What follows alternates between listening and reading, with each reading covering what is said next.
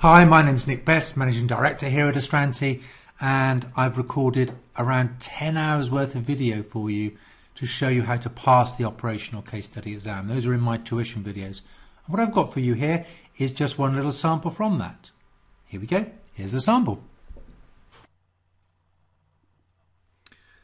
Passing a case study exam is not just about what you write, it's about the way you write it.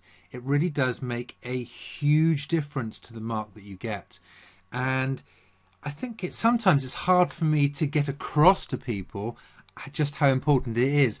I think people think they can just kind of write, and as long as they make a good point, they'll get marks for it. But actually, when you're marking scripts, the way a point is made makes a huge difference to the number of marks you will get allocated. It can be exactly the same point, but written in the right way, it could score 1 mark, possibly 2 marks.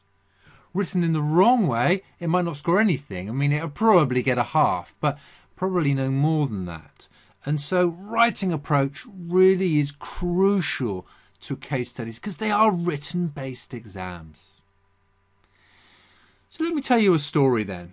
This story is of a student. This student approached me back on a written exam. It was not a case study exam, to be fair, but it was a fully written CIMA-based paper going back when some of the preparation exams were based on fully written exams as well. And he approached me at the end of it was a tuition course, actually. And we got to the end of the 3 days of this tuition course, and he came up to me and he said, I've taken this exam 4 times. And yeah, it's been great being on this tuition course, but the problem is that my marks keep getting worse. And his marks had gone from 45% to 41% to the mid-30s. To the time before he came on my course, he just got 29%. And remember, this is when the pass mark was 50%. So he'd actually started off quite near to a pass and was getting worse as he was taking more and more exams. It was quite incredible. And we started to discuss what the issues were for him, and the reality was he really didn't know. He didn't know why he was getting worse.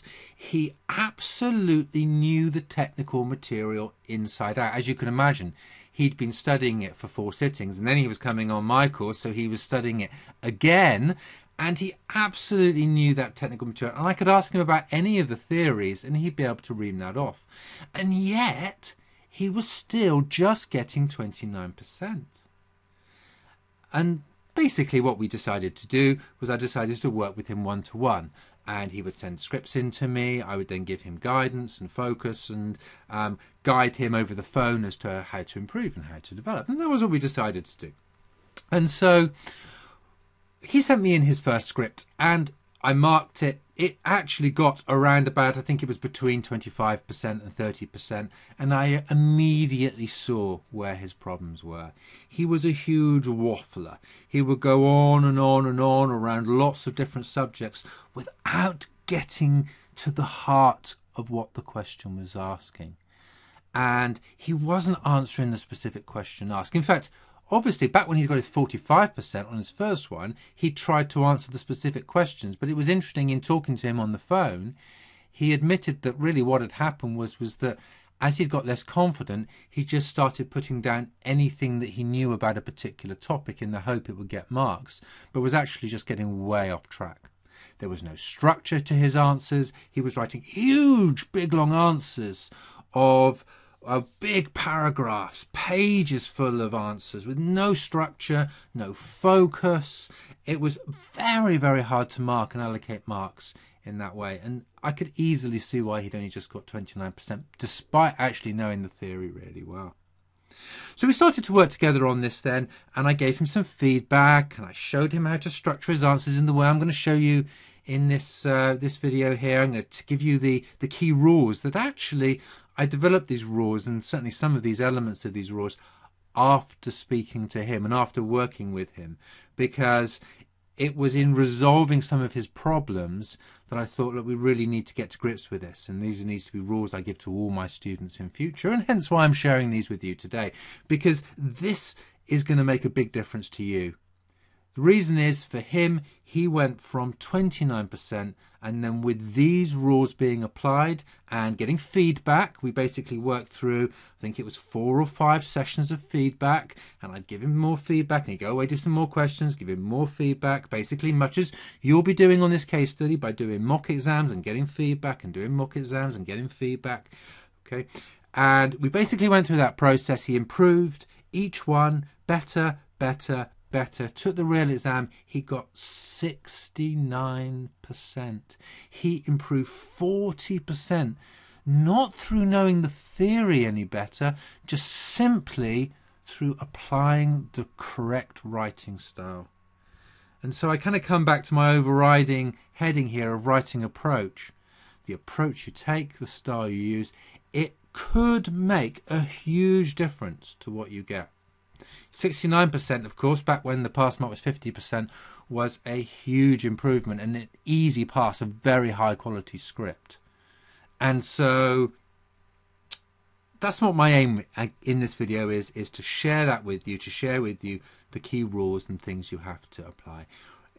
Really, exam technique, absolutely critical, and the written element of that to produce a really high quality report or email or whatever it is you're producing is key. In fact, look, going back to that one student, he didn't have to produce reports in that particular paper. It was just answer specific questions.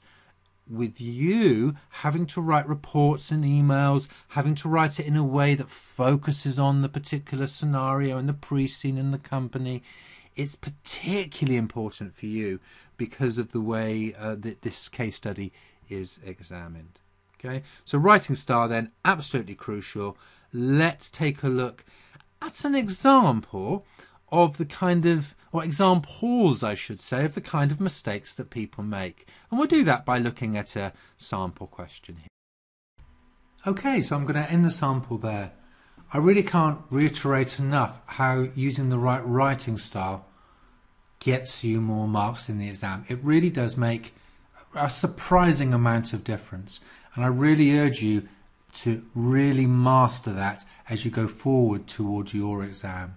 Particularly as you've spent all your time so far working through sort of objective test certificate exams and operational exams. This is the first time you really have to do a full written exam. So there's really a lot for you to learn in terms of writing approach. So really do make that something you master. Of course, this sample is from a bigger video of its own, which is part of a 10 hours worth of tuition videos. So loads of guidance in there which shows you what to do to pass this exam. And of course that's all part of our course, where we have a whole range of other resources available, really focused on getting you through, including analysis of the pre-scene, mock exams based on your case study. Those get marked by a marker with really detailed feedback.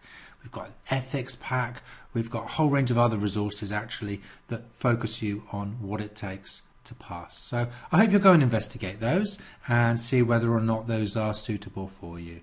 In the meantime, I just wish you that whatever route you take to take the exam, I wish you the best of luck.